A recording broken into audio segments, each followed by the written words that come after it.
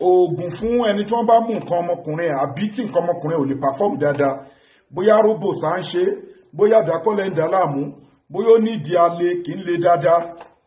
Mo fẹ́ kẹ́ mọ̀ kíní kan lónìí, àwọn egbòogi kan wà wọn kì í gbàbọ̀dì.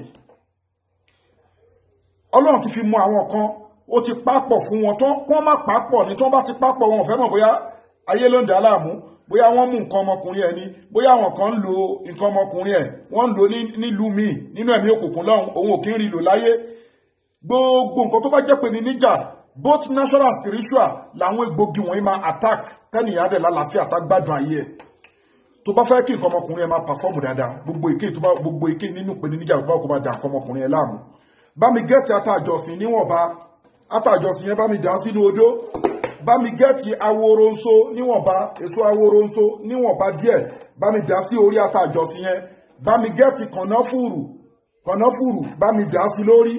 Bá mi gẹ́ẹ̀tì ọta inú ìrókò, wọ́n bá mi gẹ́ẹ̀tì ewé ẹ̀yìn olùbísowó. Àwọn nǹkan wọ̀nyí ló máa gún pọ̀, wàá gún, wàá wá sa níwọ̀nba, wàá kú, á dàbí èlùbọ́ bí powder. Ṣíbí kan ló máa fi lu àgúnmu yìí, láàárọ̀ ṣíbí kan pẹ̀lú omi tó lọ́wọ́rọ́, alẹ́ náà ṣíbí kan bí sínú láì tààlà.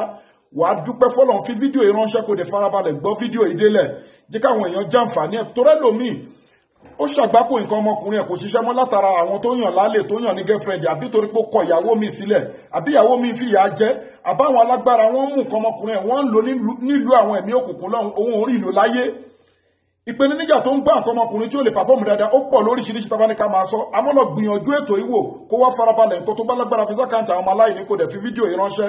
Account number ní fáwọn ọmọ aláìní 0123214254. Account number fáwọn aláìní 0123214254. Wema Bank of Nigeria, Global Dahiratu Dhikrlahi Islamic Organization. Gbogbo ẹnikẹ́ni tó bá ní ìpèníjà lórí pé wọ́n mú nǹkan ọmọkùnrin ẹni àbí nǹkan ọmọkùnrin ò lè pàfọ́ọ̀mù dáadáa, má tanra ẹ. Àwọn tí ò lágbára la kọ́ nìyẹn, ìwọ tó bá lówó gẹ́ẹ̀tì transformer 1100 power àti caterpillar adẹ̀ láwọn special tá máa ṣe pẹ̀lú ẹ̀ fún ẹ. Wọ́n mú nǹkan ọmọkùnrin ẹni kò lè ṣe dáadáa ní, ó rẹ̀ àtọ̀ ẹlẹ́ni, gbìyànjú kó contact wa lórí +276129563889. O máa gẹ́ẹ̀tì transformer àti caterpillar, gbogbo bíkíbi tó bá wà la máa deliver sí, adẹ̀ bá ṣe special made pẹ̀lú ẹ̀. Bákan náà ni kò gẹ́ẹ̀tì miracle leaf. Wọ́n ti fún ẹ ní nǹkan jẹ ni, ó ní ọfà ni, ọfà wà lára ni, wọ́n gbé nǹkan sínú wúńbù èèyàn ni, gbogbo nǹkan tó ń jẹ́ ìpalára tó pé wọ́n ti fún yàn jẹ tó ń dàyàn láàmú nínú. Get miracle leaf water, preserve pẹ̀lú máì zemzem pẹ̀lú ewé ọ̀tọ̀ọ̀tọ̀ 100. Made from India, packed in South Africa, bákan náà get all in one natural herbs tó ń wọ̀ more than 300 àìsàn.